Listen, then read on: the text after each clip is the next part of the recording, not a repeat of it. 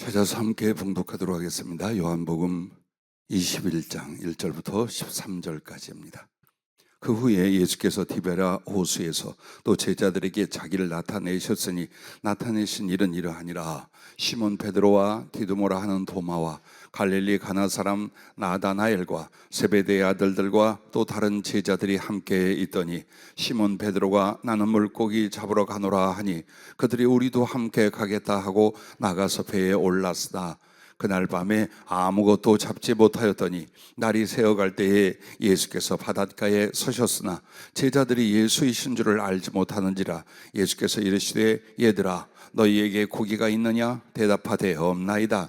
이르시되 그물을 배 오른편에 던지라. 그리하면 잡으리라 하시니 이에 던졌더니 물고기가 많아 그물을 들 수 없더라. 예수께서 사랑하시는 그 제자가 베드로에게 이르되 주님이시라 하니 시몬 베드로가 벗고 있다가 주님이라 하는 말을 듣고 겉옷을 두른 후에 바다로 뛰어내리더라. 다른 제자들은 육지에서 거리가 불과 한 50칸쯤 되므로 작은 배를 타고 물고기 든 그물을 끌고 와서 육지에 올라보니 숯불이 있는데 그 위에 생선이 놓여졌고 떡도 있더라.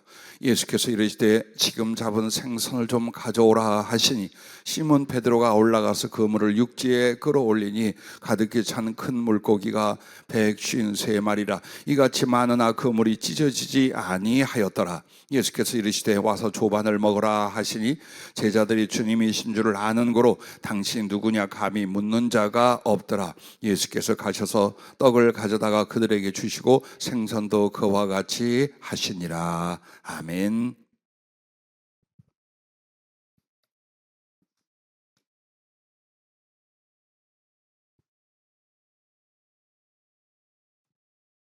사람을 낚는 어부라는 제목으로 오늘 성령께서 말씀을 주셨습니다. 고민을 않거나 소원을 하지 않거나 사색이 없거나 그런 신앙은 여전히 인간적인 의식과 삶의 요청에 대하여 그대로 가고 있는 신앙생활입니다. 즉 여러분과 나는 예전에 살았던 삶에서 완전히 180도 다른 길로의 부름을 받은 사람들입니다. 만약 이것을 깨닫고 작정하지 못한다면 세상에 남은 그리스도인, 육신을 따라가다가 고난을 겪고 실패한 그리스도인으로 끝나게 됩니다. 그러므로 여러분과 나는 은혜를 감사하며 기뻐하면서도 그 은혜를 깨닫고 따르기 위한 두려움과 희생이 따라야 됩니다. 오늘 여러분은 주님의 제자입니까? 아니면 그 주님의 임재와 말씀과 기적을 멀리서 구경하고 사라진 구경꾼입니까? 주님 시대에 아마도 이렇게 두 종류의 사람이 있었겠지요. 그런데 주님은 자기에게 가까이 나와서 배우고 따르고 그 길을 가는 사람들을 자기의 제자라고 했습니다. 그 뒤에 믿음의 사람들은 전부 다 사도행전에 오면 제자라는 말을 쓰게 됩니다. 그런데 여러분과 내가 주님의 제자가 되고 그래서 주님께 쓰임받는 일은 오직 하나, 사람을 낚는 어부로서의 삶입니다. 이걸 위하여 여러분을 육신을 위하여, 자기를 위하여, 세상을 위하여, 허물을 위하여 살던 우리의 삶의 길과 그 결과를 바꿔주신 줄로 믿으시기를 바랍니다. 그러므로 여러분과 내가 정말 예수님의 제자가 되려는가? 이 사색, 이 고민, 이 결단이 여러분의 신앙생활에 있었습니까? 그러면 그리스도의 제자가 어떻게 살아야 되는가에 대한 여러분의 고민과 결단도 있었습니까? 그렇다면 여러분과 나는 삶이 바뀌었을 거고 어느 방향을 위한 삶의 전적인 수고가 일어났을 것입니다. 그래서 여러분과 내가 사람을 낚는 어부 그리스도의 제자로서 살아갈 때에 어떤 결단이 있었는가, 그리하여 그것을 어떻게 실행하는가, 이것으로 말미암아 꼬리가 되지 않고 머리가 될 사람이요 나무나 질그릇이 아니라 금그릇이 될 사람이 결정이 됩니다. 수없이 저 자신에게와 우리의 성도들에게 말합니다. 그냥 그 자리에 있지 마십시오. 변화되십시오. 자꾸만 진리를 깨닫고 하나님의 뜻을 깨닫는 대로 나의 의식과 그리고 성품과 삶을 자꾸 변화시키십시오. 이게 구원의 길입니다. 그리고 이 속에서 하나님이 나를 사랑하고 들어 쓰시는 역사가 일어나게 됩니다.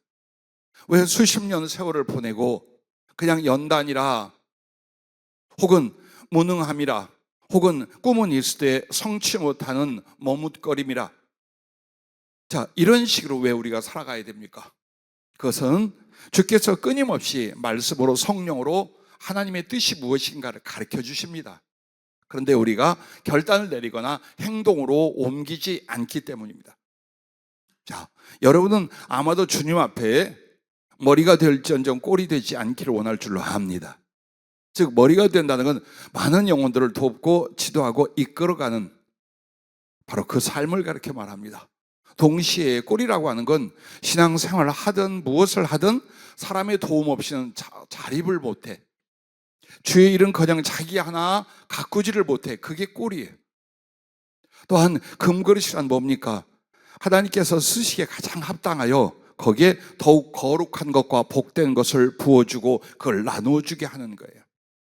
그러나 나무나 질그릇이란 건 무엇일까요? 정말 하찮은 인생, 하찮은 신앙생활로 끝나게 될 수밖에 없는 입니다. 근데 이 갈라짐이 오늘 주님께서 디베랴 호수 갈릴리 바닷가에서 처음 그 제자를 불렀고 부활하셔서 다시 부르시는 이 속에서 교훈이 있는 것입니다. 여러분은 언제 주님을 만났습니까? 그리고 그 주님이 나를 제자로서 사람을 낚는 어부로서 부르심에 대하여 어떤 확신과 확증과 삶을 살아가고 계십니까?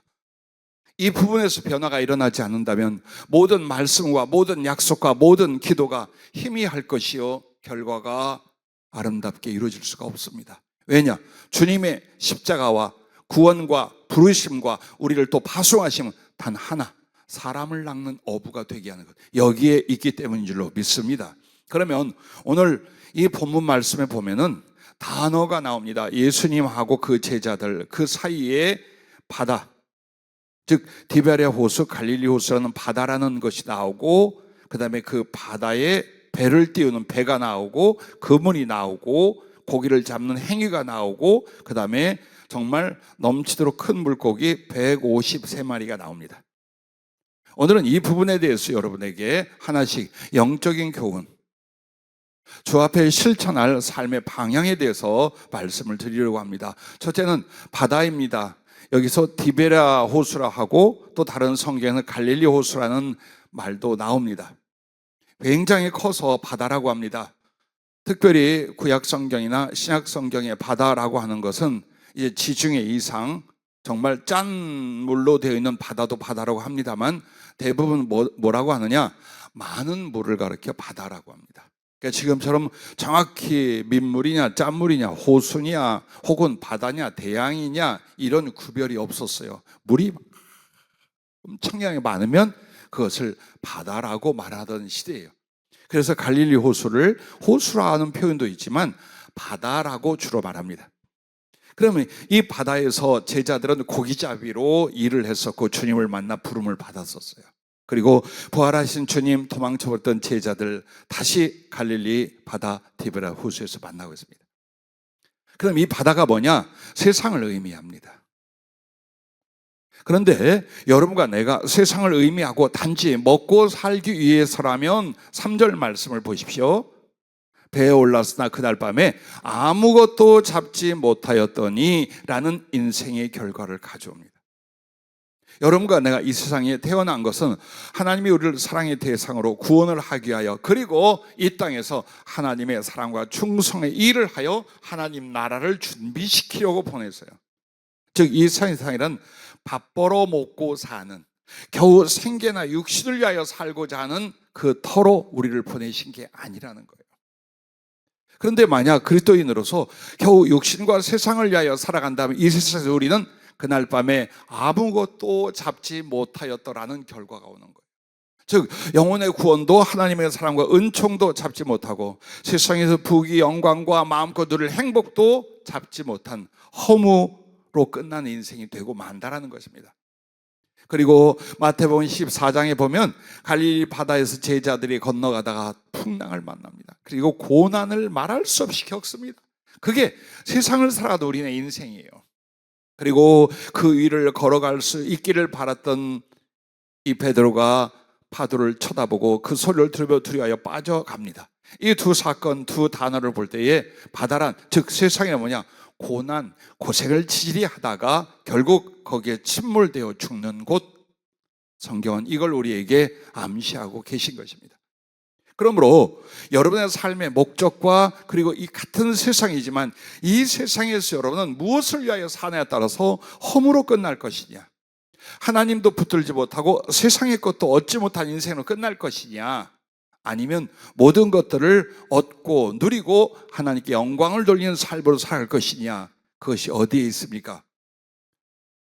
여러분과 내가 알아야 될 것이 이것입니다. 이 세상이라는 바다는 영혼 구원이라는 거룩한 목적으로 살아가도록 우리에게 허락해 주신 거예요. 그래서 여러분은 세상에서 육신과 그 세상을 위하여 살 것이냐, 아니면 이 세상이라는 바다에서 물고기가 가득한 것처럼 이 수없이 많은 영혼들을 사랑과 복음으로 구원하는 거룩한 목적으로 살 것이냐, 여기에 달려 있습니다. 그러므로 여러분과 나는 이런 말을 합니다. 은사가 부족하고 복음의 지식이 부족하고 물질이 부족하고 혹은 내 건강이 약하고 라고 말하지만, 하지만 이 세상에는 어때요? 복음을 전하거나 사랑을 행하여 영혼을 구원할 수 있는 기회와 사람들이 어마어마하게 많다. 이렇게 많은 하나님의 일들, 이렇게 소중한 거룩한 일들이 가득하고 또 그것을 감당할 수 있게 하셨다라는 것을 아셔야 돼요. 그래서 여러분은 이 세상의 바다에서 그저 내 육신과 가족을 위하여 먹고 사는 걸로 할 것이냐, 아니면 이 바다에 가득한 물고기처럼 주께서 긍휼히 여기고 살리는 수없이 많은 영혼들을 구원하는 일을 위하여 이 세상을 살 것이냐, 이것을 결정을 내리셔야 돼요. 그리고 그렇게 살아가셔야 돼요. 그렇다면 6절 말씀을 보십시오. 이르되 그물을 배 오른편에 던지라, 그리하면 잡으려 하시니 이에 던졌더니 물고기가 많아 그물을 들 수 없다. 즉 여러분과 내가 이 세상의 바다에서 주의 말씀과 거룩한 사랑을 따라 복음을 위해 산다면 여러분은 영혼을 얼마나 많이 구원할 수 있는가를 표현하고 계신 거예요. 동시에 11절 말씀에 보면 육지에 끌어올리니 가득히 찬 큰 물고기가 153마리라, 이같이 많으나 그물이 찢어지지 아니하리라. 153마리는 단지 그게 큰 물고기가 153마리란 뜻이 아닙니다. 전에도 말씀을 드렸습니다만 성부와 성자와 성령에 대한 상징수입니다. 100은 아버지 하나님에 대한 상징, 그리고 50은 그 절반으로서 아들 성자께 돌리는 수요, 3은 제3위이신 성령께 대한 표현이에요. 즉 이 말은 뭐냐, 삼위일체 하나님이 여러분과 동행하며 역사하시며 축복하신다는 뜻이에요. 그렇게 살래 저렇게 살래, 그걸 말씀하고 있는 것입니다. 자, 그러면 두 번째는 배의 영적 의미입니다. 배는 세상과 육신을 위해 사는 자들에게는 삶을 위한 도구와 방법일 뿐입니다. 그렇죠. 이 세상의 바다라면 배는 내가 이 세상에서 세상과 육신을 위해 사는 바로 나의 삶을 위한 도구와 방법일 뿐이야. 오직 그 배를 의지하고 그 배를 얻기 위해서 인생을 소비합니다. 그래서 학교 공부를 여러분 이제는 어때요? 20년은 시켜요. 20년. 유치원부터 시작해서 최소한 저 대학원까지 나오면 20년이 넘어요. 그렇게 많이 공부하고 학문을 쌓습니다. 그리고 각가지의 지식들을 접하고 마련합니다. 직업을 갖습니다. 직장을 만듭니다. 사업을 합니다. 이 모든 것들이 뭘까요? 배라는 도구를 써서. 그래야 더 잘 살 수 있어. 혹시 물질이 목적이면 물질을 더 많이 모을 수 있어. 이렇게 가버리게 됩니다. 그러나 우리 그리스도인들에게 이 바다에서 배란 영혼을 구원하는 사명이랍니다. 예를 들어 모든 공부와 직업과 사업과 각종 재능, 그걸로 삶을 살아갑니다. 그러나 그것을 오직 복음을 전하고 영혼을 구원하는 도구와 기회로 삼는다면, 그래서 주의 뜻과 이 복음 전파 사역에 충성한다면 하나님은 얼마나 크게 기뻐하시고 은총과 능력을 베푸시겠어요. 그러므로 여러분이 이 바다에서 배를 탔는데 그 배가 세상과 육신을 위한 삶의 도구와 기회로 살아가느냐, 아니면 나는 그리스도 예수 안에서 영혼을 구원하고 복음을 전할 사명으로 나의 삶의 모든 기회와 방법과 있는 것들을 사용하는가? 이제는 그것을 결단을 하고 그렇게 살아갈 때가 된 거예요.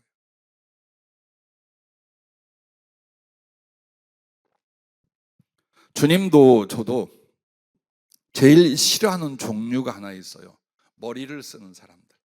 아니, 선한 걸 위한 지혜는 너무너무 아름답고 칭찬할 만해요. 그런데 위선을 위하여 머리를 쓰는 것, 그건 하나님이 거부하십니다. 그럼 위선을 위하여 머리를 쓴다는 건 뭘까요? 사랑은 하되 희생은 적게 하려 하고, 내 이름은 내되 진정한 의인은 충성은 행하지 않고, 하나님께 복을 받고 칭찬을 받기는 하되 진정한 사랑의 수고는 적게 하려 하고, 이렇게 머리를 쓰는 것. 그것 때문에 그리스도인으로 부름을 받은 뒤에 죽는 날까지 껍데기를 홀랑 벗겨버리는 연단 속에서 못 벗어나는 거예요. 그러므로 이렇게 머리를 쓰지 말고 뭘 해라? 그냥 순수해요. 순수해지는 거예요. 아주 뛰어난 지략가나 엄청난 지혜의 사람이 되는 게 아니라 하나님과 양심과 그 말씀 앞에 순수해지려. 사랑은 그냥 온팍 사랑하는 거야. 충성은 그냥 다 쏟아 충성하는 거야. 우리는 세상이라는 것도 붙들고 나름대로 하나님께 인정을 받게 하여 그 속에서 복음을 전하며 영혼 구원도 이룰 것이라고 생각합니다. 아니요. 그래서 우리가 전도가 불가능했거나 전도가 안 되는 이유랍니다. 오늘 여러분에게 배를 마련하게 하셨거나 배를 내어주셨다면 이제 그 배를 가지고 오직 고기를 잡는 일, 영혼을 구원하고 그들을 사랑으로 주께로 인도하는 일을 위하여 쓰고자 한다면 어찌 세상에서 여러분에게 가난케 하며 연약케 하며 실패하게 하겠습니까? 그런데 우리가 가난하고 연약하고 실패하는 가장 큰 이유는 무엇일까요? 세상과 육신을 위하여 이 세상이라는 바다를 그렇게 보고 내게 주어진 배도 그렇게만 사용하려고 할 때 그와 같다라는 것입니다.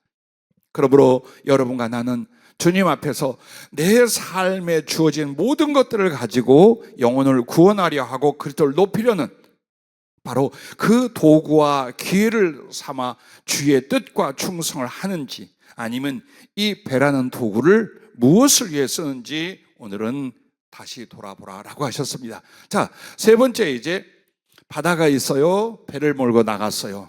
그럼 고기를 무엇으로 잡나요? 그물로 잡습니다. 그래서 그물을 던지고 그물을 끌어올리고 계속 말이 나옵니다. 그럼 여기서 그물의 영적 의미가 뭡니까? 사람을 구원하라고 주신 성령과 복음과 심령과 지혜와 각종 달란트입니다. 아무리 바다에 물고기가 많아도 그물이 없이는 못 잡아. 절대로 못 잡아요. 그래서 여러분이 세상에 태어났고 하나님의 부르심을 받았어요.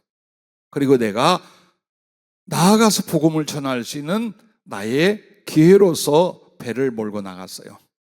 그런데 그물이 없다. 그럼 절대로 고기를 잡아 올릴 수가 없잖아요.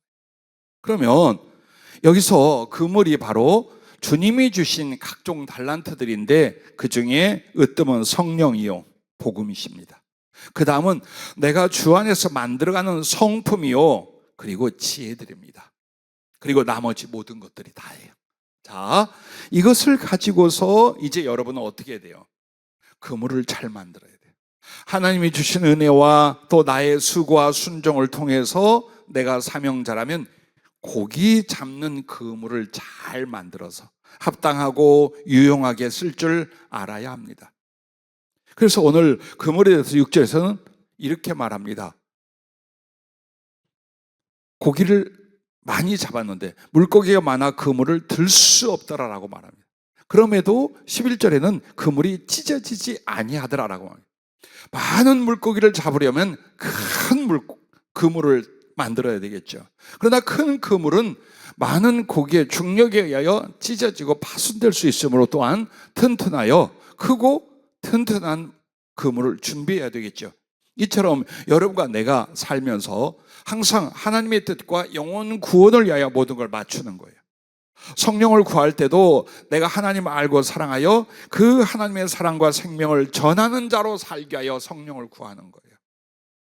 하나님의 말씀과 복음도 마찬가지요. 내가 깨달아 믿어 구원 얻을 뿐만 아니라 이 말씀으로서 영혼들에게 진리를 전하고 그들을 구원하고 깨우치기 위해서예요.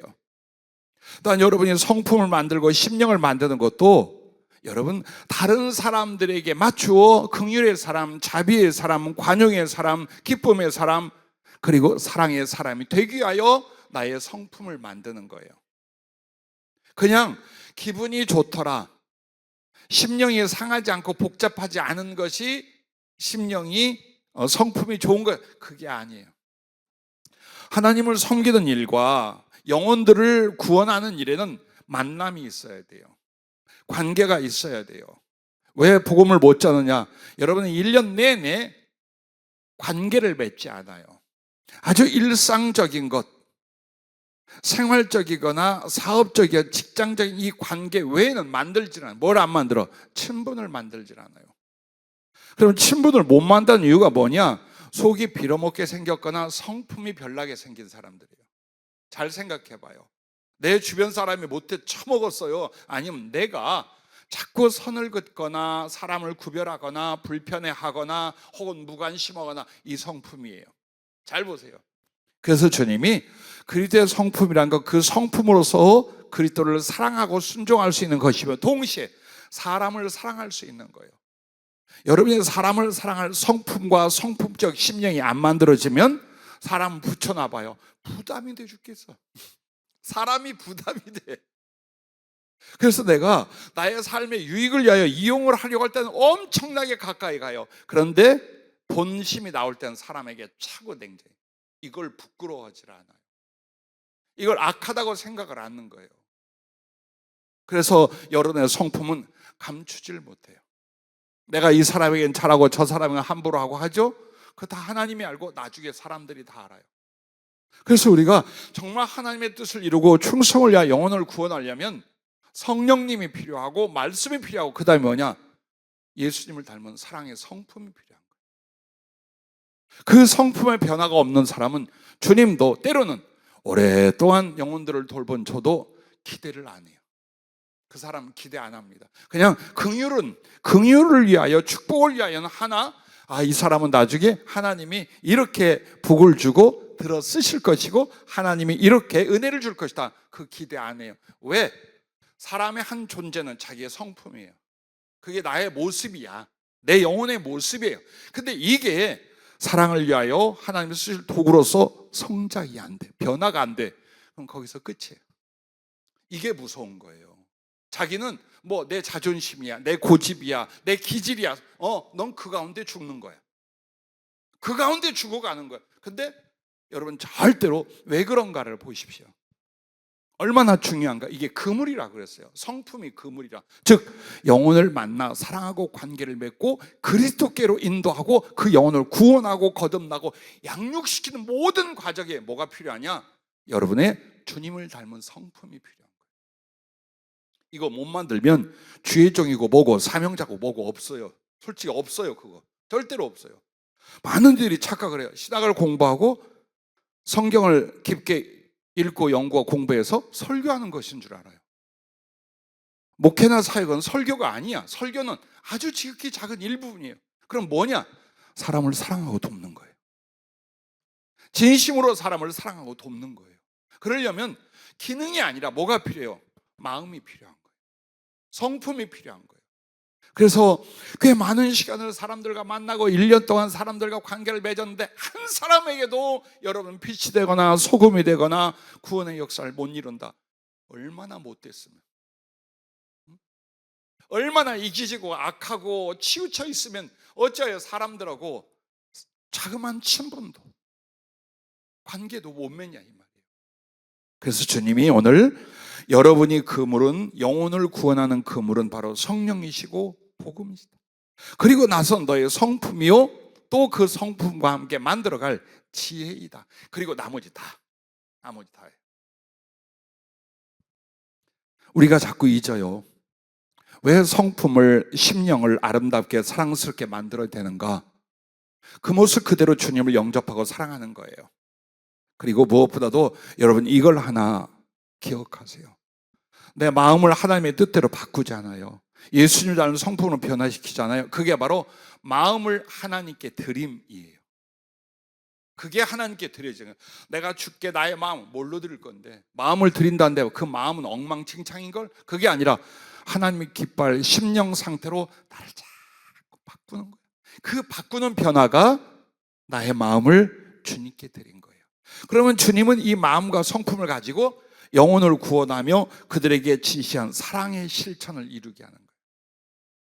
이 부분이 안 되면 여러분 40일 금식을 하든 산에 들어가서 혼자 살든 해야 돼요. 왜? 세상으로 보내지고 예수 없이 많은 물고기 구원할 영혼들을 위하여 여러분은 예수님의 사명 그리고 가슴속에 사랑을 가지고 그들에게 다가가야 되는 거예요. 그래서 오늘 여러분과 나의 그물이 비좁고 쬐끄만 물고기 2마리만 들어올 수밖에 없고 2마리 들어오면 그나마 3마리째는 팍 찢어져요. 보세요. 예를 들어 드릴게요. 성령께서 자기 가족밖에 좋아하지 않는, 아끼고 사랑하지 않는 가족이 있어요. 그럼 그 사람들의 그물은 그 가족 숫자밖에는 담을 수 없는 그물이에요. 여기에 남이 하나만 들어오면 이제 찢어져 버리는 거예요. 이해가 가십니까? 그런데 어떤 사람은 너하고 나하고 둘뿐이야. 이거밖에 몰라. 근데 이 사이에 도와야 될, 사랑해야 될 사람 들어오면 이 그물이 찢어져 버리는 거예요. 근데 주님이 들어 쓰시겠다? 응? 주님이 갖다 쓰시겠다? 아니요. 찢어지면 어떻게 해? 자기도 망하고 데려온 그 사람도 상처를 입히게 돼요. 그래서 이유 없어. 자존심이고 기질이고가 아니에요. 주 예수 그리스도를 닮아가는 사랑의 성품으로 끝없이 자기를 부인하고 자기를 가르치고 자기를 성장시킬 때 성령도 말씀도 다른 달란트도 그 성품과 심령 안에 모이게 되게 만드시는 거예요. 그러므로 여러분들에게 더 많은 사람들에 대한 친분, 관용 혹은 적극적인 사랑의 관계를 만들어가는 것 너무나 필요합니다. 자, 또한 여러분과 내가 그물을 만들면 그건 하나님이 주시면 되지 않습니까? 그렇지 않다니까요. 모든 것은 다 하나님이 주시고 거기에 우리가 함께 만들어가는 거예요. 이게 사랑이에요. 이것으로 말미암아 주께서 영광과 상급과 결과를 우리한테 돌려주는 거예요. 그러니까 주님이 99를 만들고 나는 1%만 참여를 해서, 근데도 주님은 네가 다 했어, 네가 잘했어, 너가 받아야 돼, 내가 너를 축복하고 너에게 상을 줄 거야, 이렇게 하시는 거예요. 그런데 그 일조차도 않는 사람은 성경은 이렇게 말하는 거예요. 없는 자는 그 있는 것까지 빼앗기리라. 그러나 있는 자는 받아 풍족하게 될 것이요 라고 말하는 거예요. 자, 그물에 대해서 우리가 알았습니다. 자, 잘 만들기를 바라고, 네 번째로 가면 이제 그물을 던져 고기를 잡는 일의 영적 의미입니다. 복음을 직접 전하여 영혼 구원을 위한 행동, 즉 충성을 가리켜 말합니다. 자, 배도 있어요. 그물도 있어요. 안 던져. 그리고 이렇게 하면 어떨까요? 만화가 될까요? 고기야 튀어올라 배로 들어와라. 거기야 확 뛰어가지고 미친 척하고 우리 배로 다 들어와. 우리는 가만히 있을 테니까 주 찬양께 많은 영혼들이 몰려오게 하옵소서. 나는 좀 바쁘고 나는 좀 힘들고 나는 겸연쩍어 사람과의 관계가 적으나 주여 이 기도를 들어주옵소서. 전도가 없거나 약할지라도 주여 우리 교회 무수한 영혼을 살리고 세계의 선교를 이루게 하옵소서. 그런 엉터리가 어디가 있어요? 그래서 주님은 항상 뭘 진실로 봐요? 적은 일에 먼저 충성하는 것. 그것을 그 사람의 진심 혹은 하나님 앞에 진실이라고 보는 거예요. 그러므로 항상 우리가 위선과 허위가 되는 게 뭐야? 하나님이 나중에 나에게 많은 걸 주면 내가 주의를 하겠습니다. 그게 위선과 허위가 되는 거예요. 왜? 이미 주신 것이 어마어마하거든. 그래서 내 주어진 분량 안에서 사랑하고 충성하고 섬길 수 있다면 주님은 그것 위에 더 큰 걸 맡기는 역사를 하는 거예요. 그래서 여러분과 나는 자 이제 이 배를 타고 그물을 준비를 해서 나가면 던져야지, 즉 고기를 잡아야지. 그게 바로 행동이에요. 그 행함의 충성을 가리켜 말하는 거예요. 때로는 여러분 무모한 전도가 필요한 것도 뭐냐면 내가 이렇게 의도하고 계획하여 누군가 친분을 맺고 그 사랑 안에서 복음을 전할 기회를 갖고 이거 좋아요, 예, 필요해요. 그러나 우연히 여러분이 성경을 보고 있는데 누군가가 교회 나가시나요? 물었어. 이 사람은 교회를 나가다가 낙심한 지 오래되고 마음의 심적 갈등을 겪고 있었어요. 그러나 용감하게 기차에서 성경을 펴서 읽고 있는 여러분을 보고 이 사람은 무언가 자기의 믿음의 확신과 삶에서 드러내는 증거가 있구나. 그래서 물어보고 여러분 자연스럽게 신앙을 이야기하면 다시 신앙으로 이끌 수 있는 거예요. 자, 어느 때든지 여러분이 나가서 혹은 전도를 하는데 그냥 사람들이 멸치를 하고 무시할 수도 있어요. 그러나 갈급한 어떤 사람들은 이 기회에 교회나 혹은 믿음에 관한 관심을 일으키고 가까이 올 수도 있는 거예요. 그래서 여러분과 나에게 중요한 건 준비도 중요하지만 이제 행동하라는 거예요. 언제든지 자꾸 망설이는 거, 내가 이렇게 하면 저 사람이 싫어하지 않을까? 욕하지 않을까? 관계가 무너지지 않을까? 아이고 귀찮아, 피곤해, 어려워, 뭐 꼭 한다고 되나? 이렇게 부정적인 생각들을 꽉 채우고 있으면 여러분은 한 사람도 못 살려요. 자, 인격적인 관계 안으로 계속 만들어가고 고구마가 익어가는 것처럼 익혀가고 있고, 그리고 그냥 만나는 삶 속에서도 여러분이 가볍게 남에게 부담 주지 않고도 얼마든지 교회 나가십니까? 예수님을 믿습니까? 신앙생활 하시나요? 혹은 그런 어려울 때 기도를 하시나요? 얼마든지 여러분은 표현할 수 있잖아요. 나눌 수 있잖아요.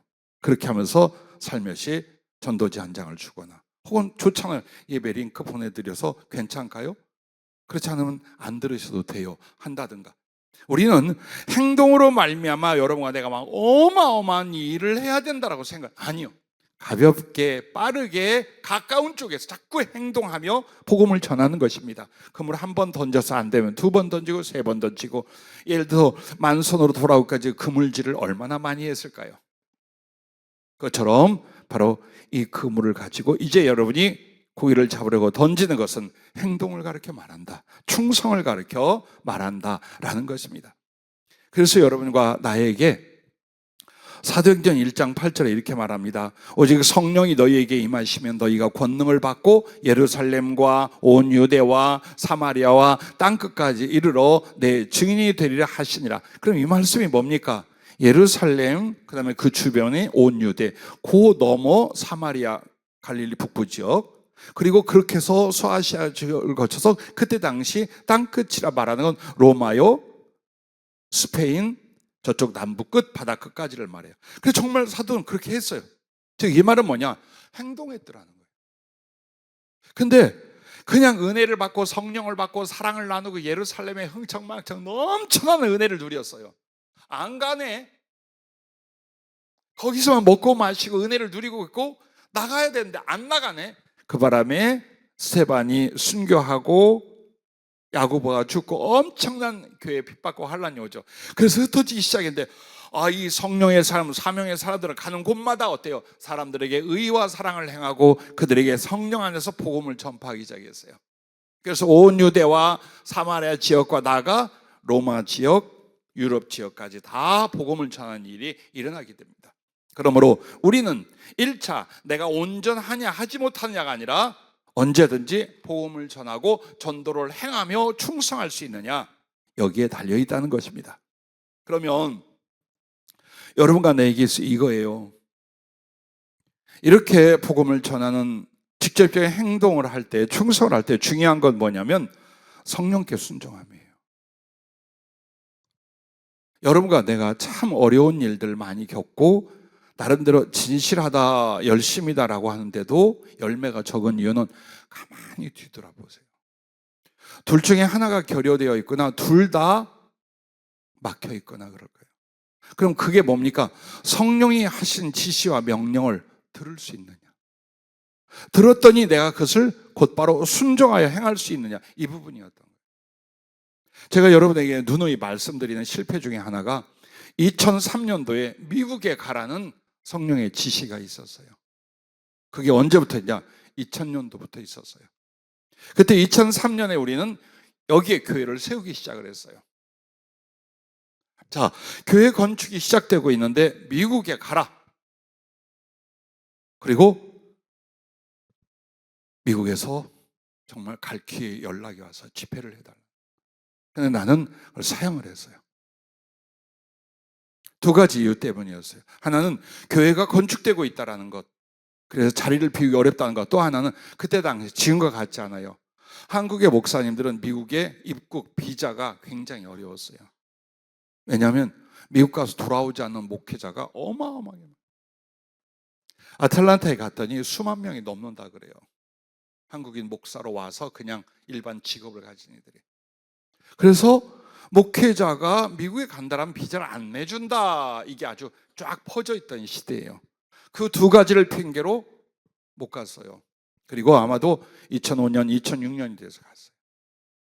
그때 가자마자 교회를 하나 세울 수 있게 했고 강력한 성령의 역사가 일어나게 했어요. 그런데 중요한 건 뭐냐? 사단도 그만큼 빠르게 3년 동안을 작업을 해놓은 거예요. 수없이 많은 사람을 보냈고 우리를 얽어매어 무너뜨리려 하고 모함을 하고, 그렇게 해서 세워놓은 교회를 잠시 다녀오면 다 흔들어 놔버리고, 그렇게 하면서 덴버에서 아틀란타 쪽으로 우리 청년들을 보내게 됐어요. 자, 여기에서 만약 그냥 있었다면 미국의 교회와 선교본부가 이미 세워졌어요. 그 한 번의 불순종을 인하여 꽤 많이 뒤로 물러난 거예요. 그리고 최근에 또 한 가지 느낀 거예요. 너무나 감사한 건 많이 힘겹고 어려워서 치유와 낙심이 해서 다시 회복이 필요했던 우리 김인웅 목사가 초청을 해서 이번 주일날 와요. 그리고 특송을 하기로 했어요. 모든 것들이 힘을 얻고 다시 소송이 되고. 근데 이 친구들을 20대에 보냈잖아요. 나는 이 친구들 보내서 거기서 공부하고 주의적으로 훈련시키고 이렇게 사역할 수 있게 돕는 것이 내 사역이라고 생각을 했어요. 근데 한 번도 그 말을 성령이 하신 적이 없어요. 네가 가야 했다. 내가 거기서 정말 뿌리를 내려야 하고 그 미국을 거점으로 전 세계로 나갔어야 돼요. 아들부터 전부 다 보내서 거기서 훈련받고 공부하고 사역자 혹은 각종 일들을 하게 하고, 나는 한국교회에 집회하는 일과 영성훈련과 한국교회에 대하여 마음과 시간을 쏟고 있었어요. 근데 성령은 이 두 가지였어요. 네가 가라. 한국 말고, 주찬양교회 말고 네가 미국에 가서 죽든지 살든지 해라. 내가 어떤 일을 할 것이다. 그리고 전 세계의 비전을 그때 그렇게 이루어가려고 했던 거예요. 얼마나 무서운 일인가를 내가 여러분에게 고백하는 거예요. 자, 이젠 여러분의 개인적인 신앙 안에서 인생에 어떤 일이 있었나 보십시오. 성령이 여러분에게 직접 혹은 주의 종을 통하여 혹은 어떤 상황을 통하여 어떤 말씀들을 했습니까? 이것이 중요합니다. 그러면 우리가 그렇게 성령께 말씀을 듣고 순종하려면 뭐가 필요하느냐? 제일 중요한 게 깊은 기도 생활이에요. 정말 주께서 나에게 지시하고 교제하고 명령할 수 있도록, 위로할 수 있도록 여러분이 깊은 기도 생활이 있어야 돼요. 그리고 즉각 순종하는 행동이 있어요. 이 두 가지예요. 이걸로 말미암아 교회가 주의 종이 우리 성도들이 성령에 잡혀 복음을 전하며 하나님이 크고 강하게 들어 쓰이는 역사가 일어나는 것입니다.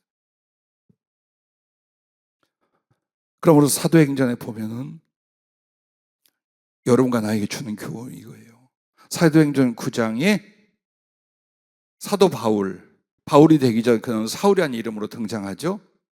이 사람을 누가 전도했습니까? 아나니아가 전도했어요. 그럼 아나니아라는 사람은 어떻게 시작이 됩니까? 그가 기도할 때 주께서 환상으로 나타나 어디로 가라. 그래만 아무개가 지금 눈이 멀어져 가지고 이렇게 기도하고 있다. 가서 내가 그에게 지시하고 그의 앞날을 위하여 말하는 걸 전해라.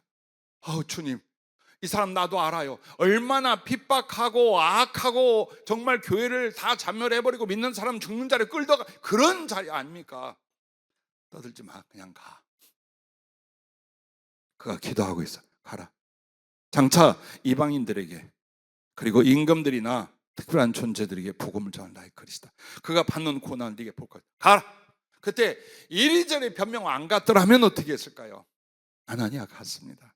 가서 그 눈이 멀어버린 바울에게 안수하고 예수님의 말씀과 뜻을 전합니다. 그러자 성령이 임하여 눈을 벗겨주고 다시 강건 음식 먹고 다메섹으로 나가 바로 복음 전도자로서의 이 바울을 보게 됩니다. 자, 영혼을 구원하고 복음을 전할 때 성령님이 어떻게 이끌어 가시는가를 보십시오. 그리고 사도행전 8장에도 보면 여러분 이 일을 우리가 눈여겨보지 못하는 게 있어요. 전도자 빌립에게 주의 영이 임하여 환상으로 명령을 합니다. 자, 예루살렘을 떠나 저쪽 아프리카로 내려가는 그쪽 지역, 그쪽 광야로 가라. 그럼 네가 만날 사람이 있다. 그렇게 해서 가보니까 이렇게 그 사람을 소개합니다. 이 사람의 직함이 이디오피아 여왕 간다게의 모든 국고를 맡은 관리인 넷이.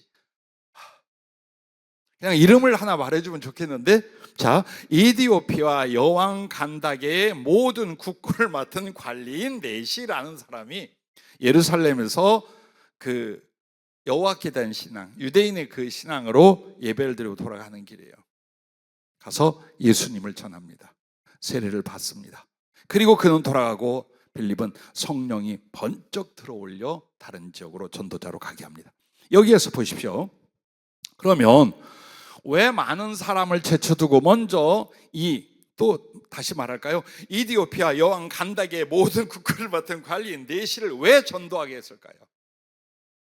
이 사람은 북아프리카 지역 그리고 예루살렘 가나안 지역까지 연결이 되어 있어요. 뭘로? 정치, 외교, 경제에 있어서. 그 나라뿐만이 아니라 아프리카 북부 지역이나 이집트 지역이나 혹은 이쪽 지금 예루살렘 이쪽까지 연결이 되어 있는 거예요. 그 세 가지가 바로 정치, 외교, 경제 분야예요. 이 사람 하나가 바로 예수님을 영접하고 성령을 받으니 어떤 일이 벌어질까요? 그렇죠? 하나님 하신 일을 보세요. 그러면 이 사람을 도대체 어디 가서 만났을까요? 정치 부대에 가서 만났을까요? 왕들 모인 자리에 아니요. 성령이 지나가는 길을 미리 보내주고 그 심령을 예비하사 딱 만나서 뒤집어 엎어버린 거예요. 그렇게 해서 빌립은 이 사람 하나를 전도했지만 이 사람은 가서 어떤 일들을 한 거예요? 정치적으로, 외교적으로, 경제적으로 엄청난 기독교적 영향, 복음의 영향을 미치는 일을 이 넷이가 감당을 하게 됩니다. 왜 성령에 이끌려 복음을 전하는 일이 중요한가를 성경은 이미 우리에게 일러주고 계셔요. 자, 그리고 사도행전 13장에 안디옥 교회에 내노라 하는 사람들이 다 모여 있었어요. 복음 전도자, 교사, 목회자, 혹은 선교를 위할 준비된 사람들, 혹은 엄청난 은사와 예언을 가진 선지자라는 사람 다 모여 있었어요.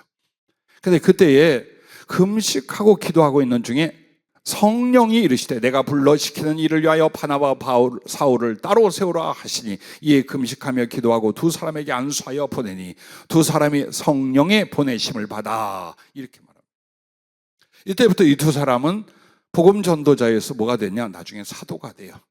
자, 성령께서 기도하는 교회에 순종하고자 하나님의 사람들을 친히 전도자로 선교 거룩한 일들을 위하여 파송하고 예비하고 역사가 일어나게 만든다는 거예요. 사도행전 16장으로 가면 그렇게 성령의 사람이던 사도 바울이 너무나 신나는 일이 있었어요. 소아시아 지역에서 복음을 전하며 전도를 하는데 너무나 잘 돼요. 막 교회도 세우고 잘 돼요. 여러분, 잘 되는 것이 하나님의 뜻 100%다라고 생각하지 마세요. 뭐든지 우리가 우리 눈으로 보기에 사람들이 말하기에 잘 되고 있어. 우리 교회가 잘 되고 있어. 우리 사업이 잘 되고 있어. 그럼 이게 전부 다 하나님의 뜻이야. 아니요. 하나님의 뜻은 사도 바울에게 더 이상 아시아 지역에서 복음을 전하지 못하게 하는 거예요. 역사가 안 일어나. 하지 말라고 하는데도 하니까. 그런데 환상 중에 마케도니아. 그럼 마케도니아가 어디입니까? 그리스 쪽이에요. 지금의 그리스 그쪽 지역이에요. 근데 마케도니아 사람이 환상 중에 나타나고 와서 우리를 구원해 주십시오. 우리를 도와주십시오. 하고 부르고 있는 거예요. 그때서 성령께서 마케도니아로 가라는구나. 여기서 하라는 게 아니라. 그렇게 해서 만약 소아시아 지역으로 해서 육로를 따라가면 이제 거기가 어디가 나올까? 터키를 거쳐서 인도, 중국이 나올 거였어요. 이렇게 갈 수 있었어요. 위로 가면 북유럽과 러시아 쪽으로 갈 수 있었고, 근데 요 바다를 건너 이쪽으로 가면 어디가 되는 거예요? 이제 유럽이 되기 시작을 하는 거예요.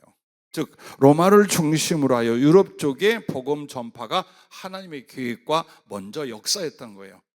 그러니까 이렇게 전도해도 되고 저렇게 선교되고가 아니라 성령이 계획을 세우시고 이끌어가는 게 있다 이 말이에요. 개인에게, 교회에게 그와 같다는 거예요. 그래서 누가 복음 전파에 헌신하고 있는가, 기도로서 작은 충성으로서 헌신하고 있는가, 이걸 보고 성령은 그 개인과 그 교회를 지시하고 이끌어가고, 그 다음부터 어때요? 그 순종을 하고 나면 성령의 역사가 일어나기 시작을 하는 거예요. 그때부터.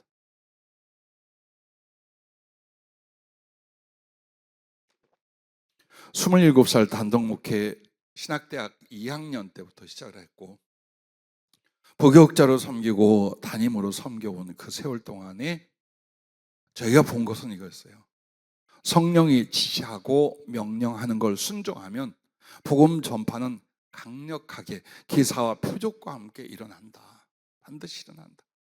근데 이것을 주의 종이나 혹은 많은 성도들이 함께 같은 마음을 갖지 않을 때는 이제 성령이 지시하려고도 안 들어먹는 걸, 안 따르는 걸, 이걸 어떻게 하겠어?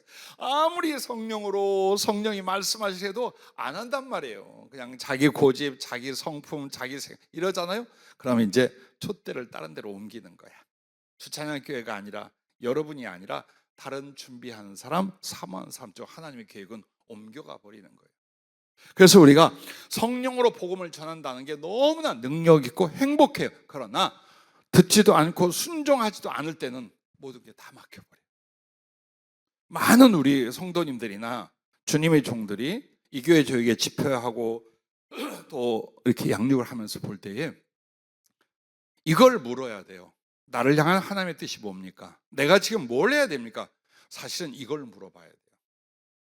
예언이나 혹은 답답한 심령에 뭔가 한 줄기 빛이 올 것 같은, 즉 내가 필요한 위로의 말을 듣고자 하는 게 아니에요. 여러분과 내가 성령 앞에 설 땐 내가 하나님 앞에 지금 해야 할 게 뭡니까? 뭘 해야 됩니까? 그리고 받으면 어때요? 바로 순종해요. 그러면 역사가 일어나기 시작하는 거예요. 근데 듣기는 들으려고 그래요. 그 중에서 골라서 들으려고 그래요. 그런데 정말 성령이 나를 위하여 지시하거나 책망하거나 명령하는 그 부분을 듣고 여러분이 순종할 때 거룩한 하나님의 역사 함께 하심이 일어나게 됩니다. 복음을 전하는 일은 더더욱 그와 같다는 것을 잊지 마시길 바랍니다. 자, 마지막 5번째로, 그러면 이제 물고기를 잡았더니 막 그 물에 큰 물고기가 11절에 153마리가 잡혔다 그래요. 뭐 그만큼 잡힌 걸 센 거겠지 라고 할 수도 있어요. 그러나 앞에서부터 복음서에 우리가 쭉 보면 분명히 갈릴리 바다 혹은 배를 띄움, 그물을 던짐, 고기를 잡음, 이런 일에는 복음 전파라는 거룩한 계획과 비전과 영적 교훈이 있다는 걸 누구나 알아요. 그럼 153마리 큰 물고기를 잡았다는 것도 그냥 우연히 잡힌 걸 기록해 놓은 걸까요? 그렇지 않아요. 그것은 바로 충성된 전도자와 하나님이 함께 하심의 은총을 표현한 거예요. 그래서 여러분에게 153은 100은 성보와 50은 성자와 3은 성령 하나님께 돌려. 즉 이거예요. 성부, 성자, 성령 하나님이 자기를 나타내시고 동행하시고 역사하시고 복음으로 말미암아 살게 하셔서 그것을 성취하고 영광을 받으시고 상급을 베푸시는 일이에요. 그게 153의 표현이에요. 네가 한번 해봐라. 내가 너에게 153을 줄 것이다. 그 153이 삼위 하나님이 너와 함께하고 너에게 당신을 나타내고 하나님이 함께 역사하고 하나님이 이루시고, 너는 복음을 전한 일로만 살았지만 네가 사업이면 네 자식이면 네가 하는 일들은 다 잘 될 것이고, 이게 바로 복음을 전한 자는 복음으로 말미암아 살리라, 이 말씀인 거예요. 153이 그걸 가르쳐 말하는 거예요. 그리고 그것은 두 번째로 많은 영혼을 구원하고 또한 그들을 하나님의 충성된 전도자로 세우게 되는 걸 가르쳐 말하는 거예요. 시간이 가고 세월이 가면서 내가 가진 것, 육신과 세상에 가진 것은 줄어요. 근데 늘어나는 것은 두 가지가 있어요. 주님과 나의 사랑과 지혜 쪽이고, 또 한 가지는 인연을 맺고 관계를 갖고 사랑을 하고 도움을 나눴던 믿음의 사람들. 그들이 이제 소중한 나의 추억이며 재산이며 영광과 자랑거리가 되는 거예요. 즉 여러분이 153마리를 그물로 건졌다는 건 바로 그 사람들이 있을 거예요. 여러분의 인생 끝에 가서 난 아무것도 한 일이 없어, 나를 통해 구원받은 사람도 없고, 나를 통해 위로를 받은 사람도 없고, 나를 통해 하나님의 사랑으로 새로워진 사람도 없어, 얼마나 비참하겠어요. 돈이 없는 걸 무서워하지 말고 집이 없는 걸 두려워하지 마세요. 나로 인하여 사람을 살리지 못한 일, 사람을 사랑하지 못한 일, 그걸 아파하고 두려워해야 돼요. 자, 근데 그 사람들이 또 어떻게 됩니까? 나보다 주님을 더 사랑하고, 나보다 더 성령으로 복음을 전하고, 나보다 더 예수 그리스도의 사랑을 나타내는 사람들로 살아가는 걸 여러분이 본다면, 땅에서 보고 하늘에 올라가서도 그 모습을 본다면 어떤 보람일까요? 그 자체가 여러분의 상이 아닐까요? 혹 어떤 사람들이 들으면 이상하게 생각할지 모르지만, 어제도 잠시 기도하고 있을 때 하늘에 계신 저희 모친이 우리 교회에서 애쓰고 수고하는 이들 하나하나에 대하여 하늘에서 주님 뭘 하고 있고 당신은 어떤 중보기도를 하는지를 쭉 이야기를 하더라고요. 그럼 그런 것들을 왜 우리에게 보여주고 나타내느냐? 하늘과 땅이 하나라는 거예요. 우리의 행함과 우리의 삶이 곧 주님 앞에 여실히 드러나고 주께 드려지고 주의 거룩한 판단을 받는다는 거예요. 그리고 그 행위와 그 삶을 위하여 앞으로가 계획이 되고, 그 축복 속에 우리를 하나님이 들어 쓰신 역사가 그 뒤에 일어난다는 걸.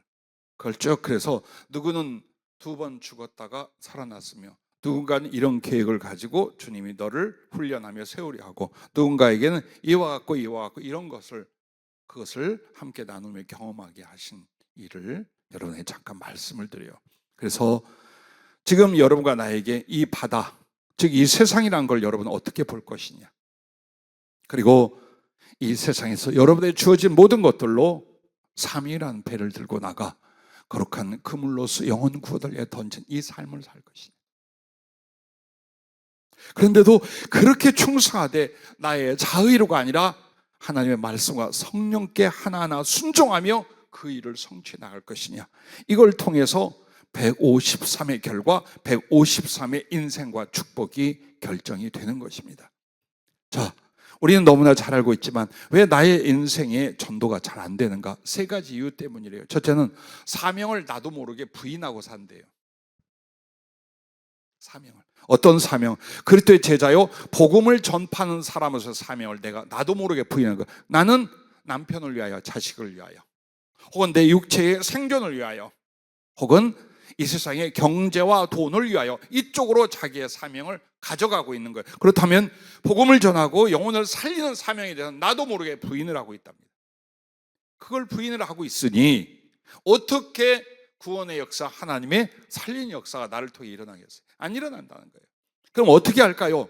이 세상이라는 바다에서 나는 반드시 영혼을 구원하는 그 사명의 배를 타고 지금 나왔다.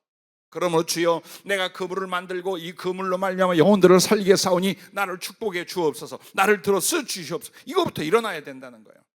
그리고 두 번째가 행하지 않는다는 거예요. 난 우리 제자들과 후배들에게 그 일이에요. 목회자가 된다는 일은 전도자가 되는 거다. 오늘 전도하지 않는 사람은 나중에 목회나 선교사로 살아갈 이유가 없다. 왜? 자꾸만 제한된 걸 생각을 하는 거야. 교회 안에서 성도를 돌보고 설교를 하고 예배를 인도하고. 그럼 그 자체가 뭐냐? 전도자예요.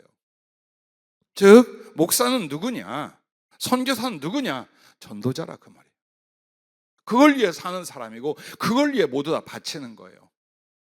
그래서 여러분과 내가 성도로서, 주의 종으로서 항상 중요한 건 뭡니까? 복음을 전하고 전도를 행하는 행위에 있다는 거예요. 행동하면 역사가 일어나고 건질 사람은 건져내는데 행하지 않고 있기 때문에 1년이 가도 7년이 가도 아무도 나를 통해 예수 믿는 사람이 혹은 위로받고 사는 사람이 없다라는 거예요. 행동해봐라. 그리고 세 번째는 늘 전도를 위한 삶이 되어야 한다는 겁니다. 그 말이 뭐냐? 나의 24시간, 나의 1년, 나의 평생이 언제나 전도를 위하여 사는 것. 그래서 여러분은 사람을 만날 때 어떻게 해요? 전도를 위해서 만나는 것. 사업이 아니에요, 손님이 아니에요, 친구가 아니에요, 사돈이 아니에요. 전부 다 누굽니까? 전도의 대상으로서 어떻게 의와 사랑을 나타내고, 어떻게 친분의 관계를 맺고, 어떻게 나누어서 그들에게 그리스도를 향하여 빛이 비치고, 그리스도를 향하여 마음이 움직이고, 그리스도의 은혜와 생명을 받게 할 것인가. 그러므로 성품도 생활도 인간관계도 항상 머릿속에, 마음속에, 그리고 입으로, 나의 삶의 행동으로 어떻게 해요? 나는 복음을 전하고 있다. 복음을 전하기 위하여, 예수 그리스도의 사랑과 영광과 생명을 위하여 난 저 사람에게, 나는 이 사람에게 이렇게 만남, 이런 관계, 이런 사랑, 이렇게 나가리라. 이게 돼야 된다는 거예요. 교회에서 가끔 자 이번에 전도합시다, 그때 하려고 하니까 전도할 대상도 없어. 전도할 대상도 없어. 너무 바쁘고 힘들게 살아서 친분을 갖거나 관계를 맺거나 복음을 전할 기회도 다 없는 거예요. 이 세 가지를 성령이 들어주셨어요. 아무쪼록 여러분과 나에게 말씀을 전하며 주님의 아픈 마음, 사랑의 약속을 전하는 저도 일부러 여러분에게 자백을 한 거예요. 순종해야 했는데, 더 전도하고 복음을 위해서라면 더 아낌없이 혹은 즉각 행동했어야 되는데, 여러분에게 함께 어려움을 겪게 만든 것이 나예요. 그래서 어제도 잠깐 기도하는데 가슴에 낙심이나 상처가 확 오는 거예요. 또 오는 거야. 그래서 그것을 빨래를 짜듯이 그냥 쥐어짜서 저쪽으로 던지긴 했는데, 왜 그러느냐? 전도에 대한, 결국 복음 전파에 대한 순종이 바로바로 되지 않을 때에 뭔가 지체가 되거나 훈련이 되거나 연단을 한단 말이에요. 그렇다면 우리들은 그것이 마음속에서 상처가 되기도 하고 낙심이 되기도 해요. 그러므로 행여 가족의 문제, 건강의 문제, 사업의 문제, 또 여러 가지가 있을지라도 그걸 전부 다 복음 전도와 연결을 하십시오. 연결을 하고 기도하며 다시 시작하십시오. 하나님이 어떤 반전과 어떤 약속의 역사를 이루시는가를 여러분이 몸소, 우리 교회가 친히 볼 줄로 믿습니다. 기도하겠습니다.